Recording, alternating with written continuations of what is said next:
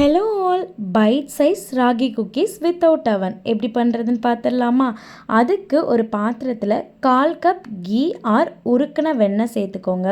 அதே கப்பில் 1/2 கப் நாட்டு சர்க்கரை சேர்த்து ஃபஸ்ட்டு இதை நல்லா மிக்ஸ் பண்ணிக்கோங்க. அதே கப்பில் 1 கப் ராகி மாவு, 1/4 கப் கோதுமை மாவு, கொஞ்சமாக உப்பு சேர்த்து இதை ஃபஸ்ட்டு நல்லா மிக்ஸ் பண்ணிக்கோங்க. கொஞ்சம் கொஞ்சமாக காய்ச்சி ஆற வச்ச பால், தேவையான அளவுக்கு வெண்ணிலா எசன்ஸ் சேர்த்து இதை ஃபஸ்ட்டு மிக்ஸ் பண்ணிடுங்க.